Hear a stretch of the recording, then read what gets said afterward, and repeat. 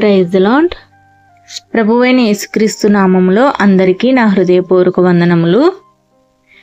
ఈ ఉదయకాల సమయంలో దేవుని వాగ్దానం ధ్యానించుకుందాము.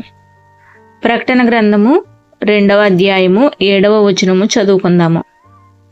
చెవిగలవాడు ఆత్మ సంగములతో చెప్పుచున్న మాట వినుగాక. జయించువానికి దేవుని పరదేశులో ఉన్న జీవవృక్ష ఫలములు భుజింపనిత్తును. ఆమెన్. దేవుని నామానికి మహిమ కలుగునుగాక. చెవిగలవాడు ఆత్మ సంగములతో చెప్పుచున్న మాట వినుగాక. దేవుని ఆత్మ సంగములు, దేవుని సంగములతో దేవుడు చెప్తున్న మాట అండి. జయించువానికి దేవుని పరదేశులో ఉన్న జీవవృక్ష ఫలములు భుజింపనిత్తును అని దేవుడు చెప్తున్నాడు. ప్రియమైన దేవుని బిడ్డలారా, పరదేశు అంటే ఈ పరదేశం అంటే పరలోకం లాంటి భూమి అన్నమాట. అంటే ఏదేను తోట. ఈ పరదేశ భూమికి సాదృశ్యం ఏదేను తోట. ఆ ఏదేను తోటలో దేవుడు జీవవృక్ష ఫలములు ఆ యొక్క ఏదేను తోటలో ఉంచి ఉన్నాడు కదండి. మంచి చెడులను తెలియనిచ్చు జీవవృక్ష ఫలాన్ని తినొద్దు అని ఆదాము హవ్వలకు దేవుడు ఆజ్ఞ ఇచ్చారు. కానీ అది తినాలని కోరిక ఆదాము హవ్వలకు కలిగింది. అయితే ఆ కోరికను దేవునికి చెప్పుకుని ఉంటే, దేవునికి తెలియజేసి ఉంటే దేవుడు వాళ్ళ కోరికను తీర్చి ఉండేవాడు. కానీ వాళ్ళు దేవునికి చెప్పలేదు.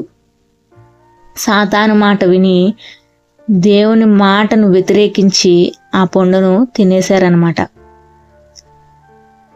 అదే సాతాను మాట వినకుండా వాళ్ళ హృదయంలోకి వచ్చిన కోరికను దేవుని ఎదుట పెట్టుంటే దేవుడు వాళ్లకు సరైన సమాధానం చెప్పి ఉండేవారు. దేవుడు ప్రేమ కలిగిన తండ్రి, ఆయన బిడ్డల కోరికలు తీర్చడాన్ని తీరుస్తాడు. ఆదాము హవ్వలు దేవుని బిడ్డలే కదా. ఆదాము హవ్వల్ని దేవుడు సృష్టించారు. మరి ప్రేమ కలిగిన తండ్రిని, అయ్యా జీవవృక్ష ఫలం తినాలని ఉందయ్యా, మాకు ఆశగా, మాకు ఒక ఫలాన్ని ఇస్తావా అని ఆదాము హవ్వలు అప్పుడు దేవుడిని అడుగుంటే దేవుడు ఇచ్చేవాడు. కానీ వాళ్ళు దేవుణ్ణి అడగలేదు. దేవుని మాటకు లోబడకుండా అపవాది మాట విని ఆ జీవవృక్ష ఫలమును తిన్నారు.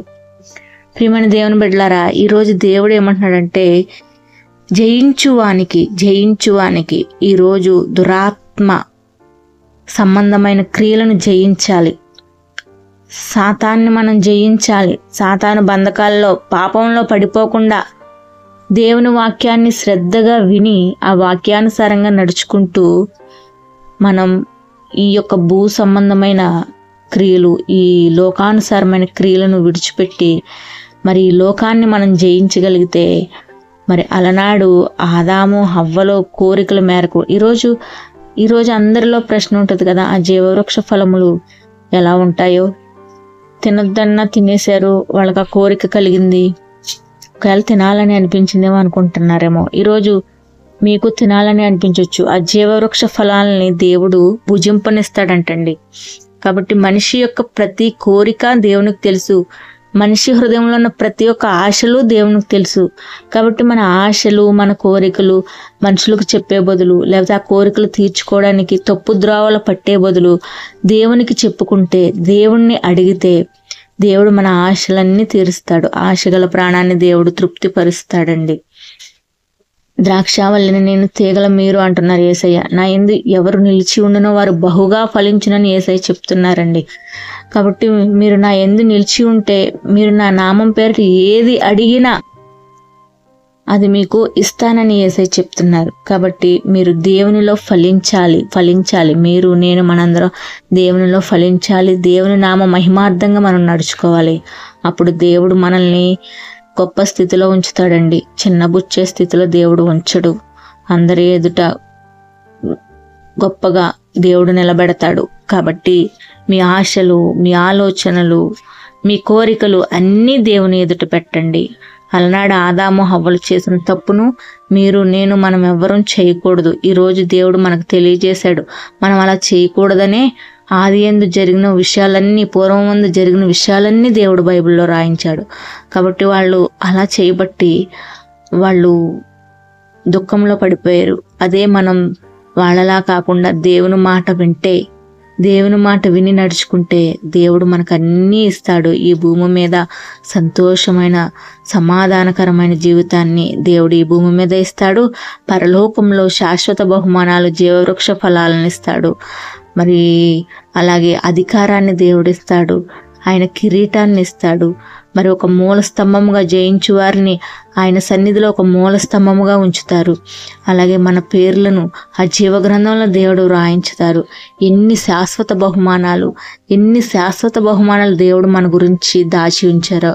కాబట్టి ప్రియమైన దేవుని బిడ్డలారా, జయించేవారిగా ఉండాలి. పాపాన్ని జయించాలి. పాపాన్ని అంటనివ్వకుండా పరిశుద్ధంగా బ్రతకాలి. యేసయ్య మార్గంలో నడుచుకోవాలి. అలా ఉన్నప్పుడు దేవుడు దీవెనలు మీరు పొందుకుంటారు. ఈరోజు ఈ వాగ్దానాన్ని బట్టి మీరందరూ బలపడ్డారని నమ్ముతున్నాను. ఈ వాగ్దానాన్ని బట్టి ఇప్పుడే తీర్మానం చేసుకోండి. మీలో ఏ లోపమున్నా, ఏ మలినమున్నా విడిచిపెట్టండి. జయించేవారిగా ఉండండి. మీలో ఆశలను బట్టి, కోరికలను బట్టి దేవుణ్ణి అడగండి. దేవుడు మీకు ఏ విధంగా ఇవ్వాలో మిమ్మల్ని సరిచేసి, మిమ్మల్ని సరైన దారిలో నడిపించి, మీకు దేవుడు మీ ఆశలను, మీ యొక్క కోరికలను దేవుడు తీరుస్తాడు. దేవునికి స్తోత్రం. హల్లెలూయా. పరలోకమందున్న ప్రభువా, నాయన యెహోవా దేవా, ఈ మాటలు ఎవరైతే విన్నారో నాయన, ఈ వాగ్దానాన్ని ఎవరైతే విన్నారో నాయన, విన్న ప్రతి ఒక్క బిడ్డని దీవించి ఆస్వాదించి నాయన తండ్రి, నాయన పాపాన్ని జయించేవారిగా నిలబెట్టుకుని తండ్రి నాయన పరిశుద్ధులుగా నాయన నడిపించండి.